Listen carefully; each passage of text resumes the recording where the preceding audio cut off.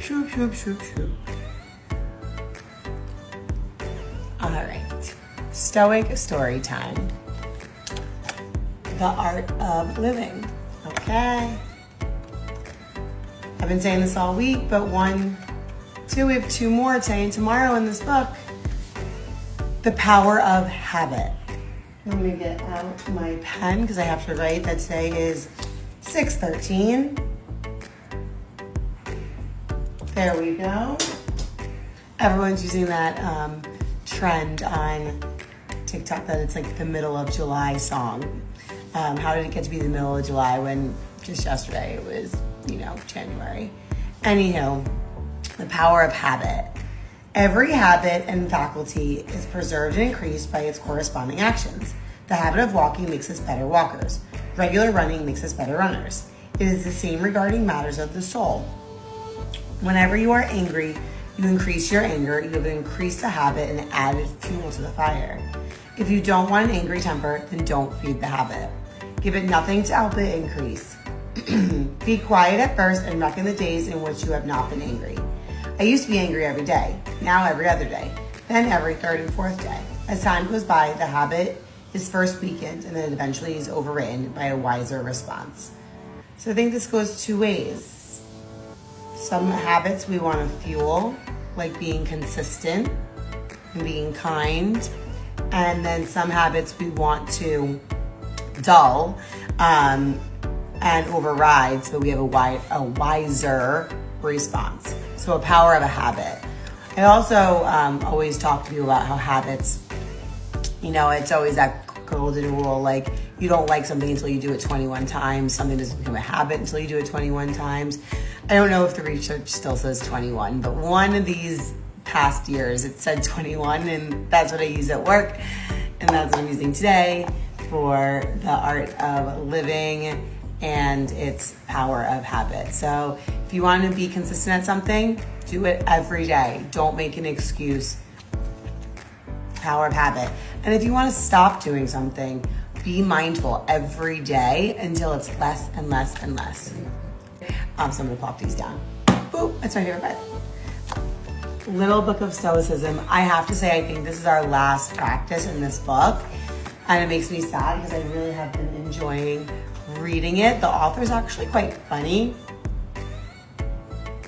He sticks in humor in there. And I love using my bookmark. I don't know why I only use it for this one, but it says to choose one's attitude in any given set of circumstances is to choose one's own way. Chris had this written on a Post-it. And I took a picture of it one day and then I printed it to use it as a bookmark now. But the last practice 55 in the Little Book of Stoicism, is to lead by example. Waste no more time arguing about what a good man should be. Be one. Ooh, powerful. Okay. Lead with your actions. Be the example. An active role model easily beats a lecture. Oh yeah, I agree. That's why I was an adjunct professor at one point, and lecturing was fun and all, don't get me wrong, but I like taking graduate students so I can be hands-on with them and teach in the moment, because I think actions are better than lecturing. Don't instruct, but silently demonstrate. Start with the face in the mirror. Act on your principles. For instance, at a banquet, do not say how one ought to eat, but eat as you ought. So don't tell other people which forks to use and things like that. You do what you need to do the right way, and other people will follow. There's great danger, he says, to talk about what you've learned, because you might vomit up what is not yet digested. For even sheep do not vomit up their grass and show the shepherds how much they've eaten. But when they have internally digested the pasture, they produce external wool and milk. In the same way, we shouldn't talk about what isn't yet fully digested, but show the acts which come from digesting the theory. Show, don't tell what you've learned. So that when someone treats you rudely, you can show what you've learned and respond with kindness and forgiveness. For if you respond with rudeness, it only proves you haven't learned anything yet. You're the same as the other person. But if you manage to remain calm and considerate and choose a tolerant and compassionate response, then you're setting an example and others will follow, maybe even the evildoer. And do your best all the time. That's it. Do your best all the time. Okay. I like it. So I actually finished, which is bittersweet with this one. I do have a Goodreads because I actually try to read around 50 books a year. I am an audiobook queen, and I do not want to debate if audiobooks and regular books are the same. They are. But I listen to a lot of audiobooks because I drive in my car to work and such. But I got to mark this off as one that I read this year, which is great. I might go back and reread this one with you guys from practice one, because I haven't started doing the lives since just last week. So there's a lot in here that I think I can review and reread with you guys. And if one person gets one sentence from these stories and they take that into the world with them, then I've done something for the day. So I might go back to this one. And then The Daily Stoic by Ryan Holiday, which one day maybe he's gonna like my videos. What do you think? I'm gonna try. I guess I should probably tag him so he knows that like I'm here. But it'll get back to him one day, like divine intervention, the power of the people. But The Daily Stoic. Today is, I have to move it. This is kind of one of my favorite parts. You can't see how I'm sitting today, but like there's a little thing and I love being like, whew, and then flipping it. It's my favorite part of this book. July 13th, A Leader Leads. I love when they match, and I don't mean them to match because this book is a daily one, like it has the date, but the other ones I just read the next one and write the date on it. So that's on my time. Okay. I normally don't read the quotes because they're a little bit more like that, like Roman Latin, old school writing, and either I don't read them well or I don't understand them correctly. But I'm gonna read this one. It's a little bit longer, but I'm sure it has some. One person on doing well by others immediately accounts the expected favor in return. Another is not so quick, but still considers the person a debater and knows the favor.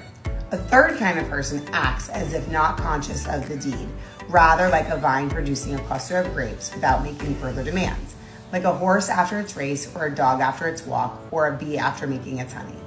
Such a person, having done a good deed, won't go shouting from the rooftops, but simply moves on to the next deed, just like the vine produces another bunch of grapes in the right season. Oh, I'm glad I read that quote. I liked that one.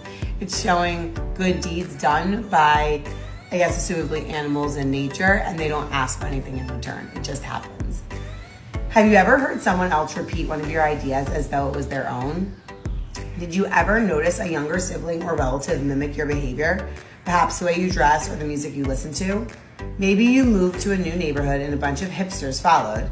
When you are young and inexperienced, we can react negatively to these situations. Stop copying me. I was here first. As we mature, we start to see them in a different light. We understand that stepping up and helping is a service that leaders provide to the world. It's our duty to do this, in big situations and in small ones. If we expect to be leaders, we must see that thankless service comes with the job. We must do what leaders do, because that's what leaders do. Not for the credit, not for the thanks, not for the recognition. It's our duty. I immediately thought of the volunteer organization that I'm part of, because everyone has to choose to be there. No one's getting paid. And the goal is for the next group of women who step into leadership roles to do better than us. We want to do well our year and then hand off like a silver platter worth of information and like pathways to doing things. And every leader does something a little bit different or with their own style, but we want them to be better than us. We never sit there and say, oh, I hope my year was better than theirs. That's not how leaders should be. And it's the idea, I'm looking back to where it said, if we expect to be leaders, we must see that thankless service comes with the job. Not everyone's there to say thank you, but a leader leads, so that's great. So after I read all three, if anyone is new here, I like to summarize them. So I call it Stoic Story Time Summary. Again, sometimes I'm like, do I need a theme song? Okay, no, we don't. We're building habits. or the power of a habit. And so I'm gonna relate this one back to everything else, even though it didn't talk about being a leader. If you are going to be a leader, a good person in this community, someone people look up to, you need to create good habits and wash away the bad ones. So you have to start here. Start with your habits. That's definitely a great way to tie this back, because if you start with good habits and getting over bad habits, that's the key.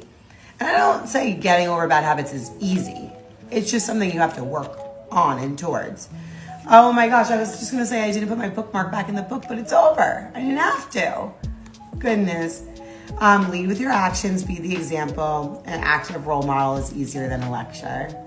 So, habits of good leaders, and then show your actions. Don't just lecture on what you learned. Show it by action so other people can see it and then create their own habits. Boom. And then, a leader leads. A leader leads without thank yous. A leader leads without like awards and accolation. I don't know if that's a word. Accolades? No. I know what I'm trying to say. I am not saying it right. And that just could be because I don't have enough coffee in me today. But that is okay. I really like the idea of saying, you know, the cluster of grapes doesn't further demand anything. Like we get our wine and the grape's still grape. So that is Stoic Story Time. I just cannot believe this book is over. The reason I actually picked this particular book that ends up being one of my favorite Stoic books was because Chris wanted to make a company called Uniquely Masculine and print something masculine on a yoga mat.